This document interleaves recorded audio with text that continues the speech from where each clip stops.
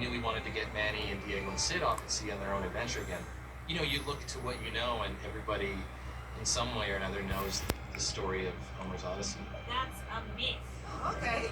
You kind of want to take a lot of these myths that are in our old stories and give them an Ice Age spin. The challenge is, how do you ground it? How do you make it relatable? And how do you plug in the heart?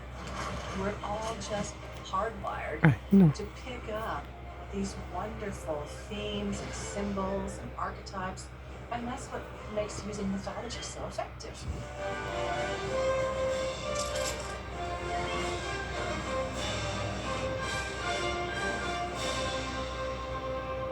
The myth of Odysseus in the Odyssey is fantastic.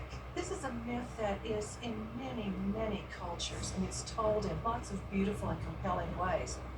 Now, Odysseus is an interesting fellow because he is the craftiest, the wiliest, the cleverest of the Greeks. And he comes up with some of the best ideas, including engineering the Trojan horse. When the siege of Troy is ended, on his way back from Troy, Odysseus and his men set out sailing along, and this huge storm comes up and dashes them off course. And then they go through a whole bunch of other adventures.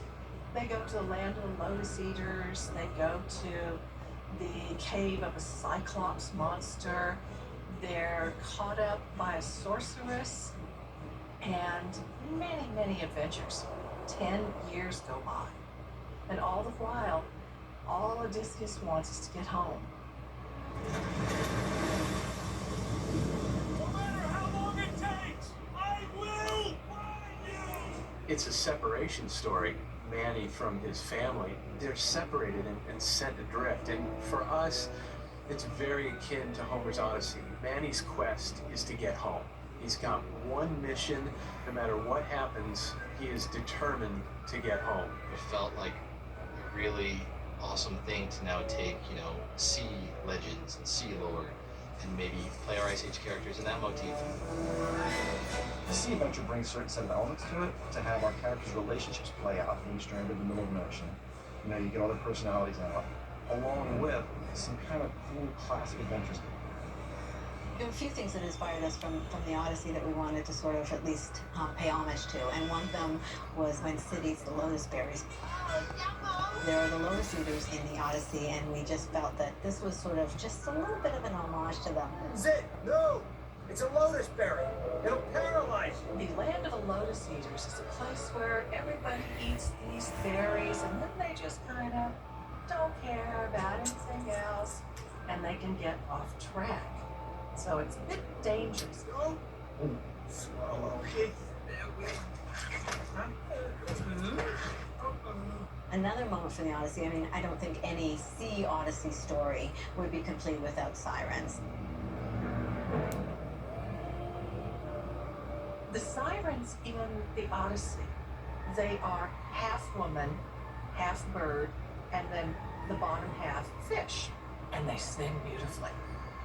The sirens then in the Odyssey hang out on these high cliffs of rocks, and they lure sailors to the rocks, to their death. It's such a wild kind of thing, this mysterious call of a character that puts you into a trance. But we also thought, what a great opportunity for fun. We decided to have the sirens first appear to them as whatever their hearts desire. We wanted the characters to see the thing that they most desired at that moment. So it works out great in telling our story. But we thought, well, let's take it a little supernatural. Let's have fun with it. And also create, what could be a sense of danger and make it tough for our guys who are on this journey trying to get home.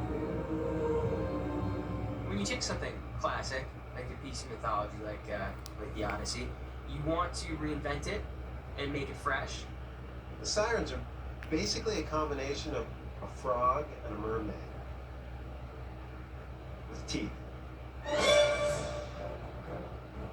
I knew that they had to be aquatic, so they have to have long, fishy tails. Also wanted Blackfoot because funny and scary looking at the same time. When they're fully in their sort of well, we got this.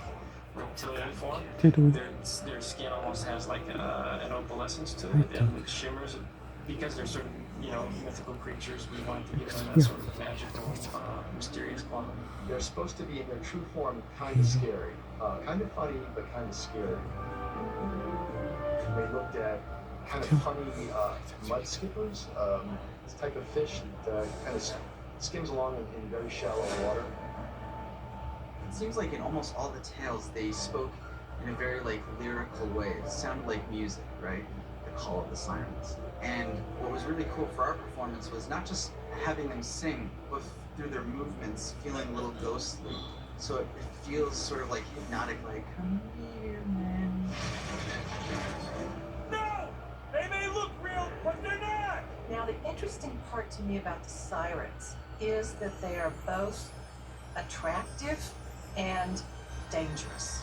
They sing a song, they present an image of what is the greatest desire. If the siren is a mermaid kind of monster, you might see a pretty girl. But in this case, you'll see what our characters want to see. One of the biggest challenges for animating the sirens was to do the transition from the friendly version of them to the scary, real version of them. As animators, we said, we want to see the change. You don't make a werewolf movie without showing the cool change. We had to do some experimenting with shifting points around on the models to make it look like they were kind of shimmering. Because we've been in water for a long time, you've got real world elements like the waves and the storms and stuff like that. So we wanted to push it a little bit, hey, what can we get away with? And everybody knows classic tales of the sirens luring sailors to their doom. It was great as a sequence, but also great in terms of advancing the story and kind of pulling our characters further into their journey. But, we gotta have a lot of fun. We gotta create Fabio Sloth, who can grow a mustache instantaneously. That's just great animation fun. And that's what keeps us laughing and enjoying the making of the film. And hopefully that comes out when you're watching it.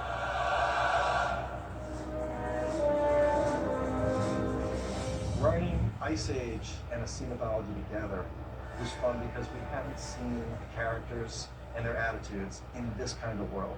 No matter how massive and how extraordinary the things going on around Manny are in the film, at its heart, it's been Dad trying to get back to his family.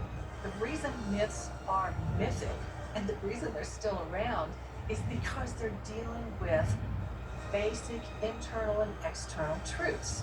If you know the myth, that's great. You get even more meaning out of it. But if you don't, myth is doing its job anyway because it's delivering that truth. It's classic for a reason. These stories survive because they're powerful and they have a good message or they're really interesting. So I think it's fun to take our characters and merge them with that world.